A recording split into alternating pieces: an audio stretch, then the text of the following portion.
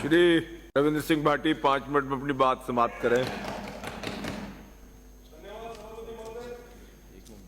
Budget पे मुझे बोलने का मौका दिया। सबसे पहले तो मैं पक्ष और विपक्ष दोनों से निवेदन करना चाहूंगा कि आप गतिरोध को खत्म करें, ताकि जनता के आशीर्वाद के साथ हमें भी यहां पे आने का मौका मिला है। पक्ष और विपक्ष की इस लड़ाई में कहीं ना कहीं निर्दलीय जितने भी उम्मीदवार हैं वो अपनी बात नहीं रख पा रहे हैं। मुझे दुख इस चीज का भी है क्योंकि आज एक जो पर्ची थी, आज पर्ची निकली भी थी, जोजरी नदी जैसा एक प्रकरण था, वो चला गया। कई सारी पर्चियां हैं। तो मैं निवेदन करना चाहूंगा कि ऐसे गतिरोध तोड़ें।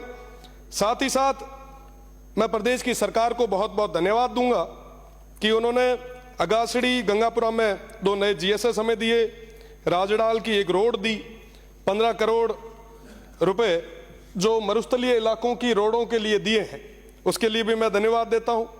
मुख्यमंत्री जी ने एक नया थार सीमा क्षेत्र विकास कार्यक्रम और साथ ही साथ डेजर्ट एडवेंचर टूरिज्म को इंट्रोड्यूस करवाया है, मैं इसके लिए धन्यवाद देना चाहता हूं। साथ ही साथ रामदेव जन्मस्थली कश्मीर के लिए जीर्णोद्वार के लिए विशेष पैकेज जो दिया है उसके लिए धन्यवाद। साथ ही साथ कई सारी और भी चीजें हैं, उन तमाम चीजों के लिए मैं बहुत बहुत धन्यवाद देना चाहता हूं। पर कई सारी चीजें आज भी छूट रही है, जिसमें एक बहुत बड़ी मांग जो पश्चिमी राजस्थान की रही है। बाकासर के अंदर एक ड्राई पोर्ट बनना था, चोटन से आने वाले हमारे सदस्य भी यही है, काफी लंबे समय से ये भी मांग कर रहे हैं। अगर वो ड्राई पोर्ट बनता है तो उस क्षेत्र की जनता को और वहां के युवाओं को कई सारे नए रोजगार के अवसर मिल सकते हैं। तो मेरा निवेदन कि इस बारे में सोचा जाए। साथ ही साथ ईआरसीपी के तर्ज पर डब्ल्यूआरसीपी की मांग काफी लंबे समय से चली आ रही है। वेस्टर्न राजस्थान के तमाम जो भी माननीय सदस्य यहां पे आ रहे हैं, उन्होंने सभी ने, चाहे पक्ष के हो चाहे विपक्ष के हो, सभी ने ये मांग रखी ताकि वो वेस्टर्न राजस्थान हरा भरा हो सके। साथ ही साथ पानी, बिजली, शिक्षा, चिकित्सा, सड़क और तमाम चीजें जिनके बारे में कई कई चीजें आई भी है। पर माननीय सभापति महोदय, वेस्टर्न राजस्थान बहुत बड़ा क्षेत्र है। मुझे लगता है जो चीजें, जो घोषणाएं होनी चाहिए थी, पूरे तरीके से अभी तक नहीं हो पाई। पानी हमारी बहुत बड़ी समस्या है। आने वाले गर्मियों के दिनों में पानी की स्थिति और खराब होती जाएगी। मेरा निवेदन है, क्योंकि यहां पे माननीय मंत्री जी भी विराज रहे हैं, निवेदन है कि 10 हैंडपंप और 5 ट्यूबवेल से लगभग 610 गांवों में पानी पहुंचाना तकरीबन असंभव है। मेरा निवेदन आपसे कि वेस्टर्न राजस्थान के लिए, उस थार के लिए एक विशेष योजना आप सब बनाएं। साथ ही साथ बिजली की अगर मैं बात करूं तो वर्तमान स्थिति भी बिजली के क्षेत्र में काफी उतार चढ़ाव वाली चल रही है। आज भी उन किसानों को बिजली पूरे तरीके से नहीं मिल पा रही है।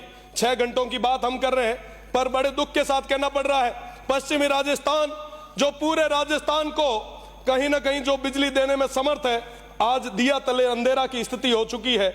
हमारे उन किसान भाइयों को पूरे तरीके से बिजली नहीं मिल रही। साहब, कृषि कनेक्शन की हम बात कर रहे हैं, हम कह रहे हैं कि साहब हम अभी खूब सारे कृषि कनेक्शन देंगे। पर माननीय सभापति महोदय, मैं आपके माध्यम से प्रदेश की सरकार से निवेदन करना चाहूंगा, 2016 से लेकर आज तक के कई सारे हमारे जो किसान हैं उनकी फाइलें पेंडिंग पड़ी है, उन्हें नए कनेक्शन नहीं मिले हैं। ये बहुत बड़ी एक चिंता की बात है। मेरा निवेदन प्रदेश की सरकार से कि उन किसानों के हित में सोचते हुए उन्हें आप कनेक्शन दें। साथ ही साथ मैं बात करूं चिकित्सा की, तो चिकित्सा के मामले में उस क्षेत्र में एक जिला अस्पताल गडरा रोड में और सिव में होना चाहिए। मैं उसके लिए आपसे निवेदन करना चाहूंगा कि आप एक बहुत बड़ी ये सौगात दें, क्योंकि पश्चिमी राजस्थान में एक क्षेत्र से दूसरे क्षेत्र या एक गांव से दूसरा गांव तकरीबन 20 से 30 किलोमीटर दूर है, और ऐसी स्थिति में चिकित्सा व्यवस्था को मजबूत करने के लिए इस चीज की बहुत ज्यादा जरूरत है। मेरा निवेदन है आप कि आप वहां पे चिकित्सा के मामले में व्यवस्थाओं को और सुदृढ़ करें। साथ ही साथ डीएनपी क्षेत्र की मैं बात करूं, होमगार्ड के उन लोगों की बात करूं, साथ ही साथ ईडब्ल्यूएस की बात करूं, तमाम मुद्दे मेरे पास थे। पर माननीय सभापति महोदय, मेरा निवेदन कि इन सब चीजों के लिए हमें, जो हमारे सदस्य हैं जो इंडिपेंडेंट है, उनका भी समय आप थोड़ा हमें दें, क्योंकि डीएनपी हमारी अपने आप में बहुत बड़ी समस्या है।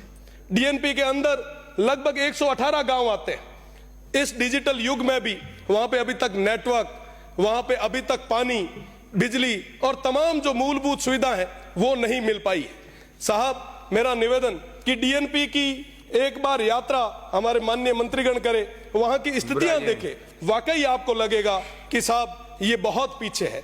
माननीय सभापति महोदय, मेरा निवेदन है आपसे कि हमारे बॉर्डर होमगार्ड में और विशेषकर पश्चिमी राजस्थान के कई सारे लोग जो लगे हैं, उनको लंबे समय से विराम भत्ता नहीं मिल पा रहा। मेरा निवेदन है कि ईडब्ल्यूएस के अंदर सरलीकरण के लिए प्रदेश की सरकार, माननीय सभापति महोदय, साथ ही साथ मेरा निवेदन है कि विश्वविद्यालय के अंदर पेंशनर का एक मुद्दा था, पिछली सरकार ने उस मुद्दे को लेके हमें कई महीनों के लिए जेल भेजा था। मेरा निवेदन कि अब बहुत बड़ी और एक सुविचार रखने वाली, जनता का हित रखने वाली सरकार आई है, तो उन पेंशनर को भी समय पे आप पेंशन दें। बहुत बहुत धन्यवाद।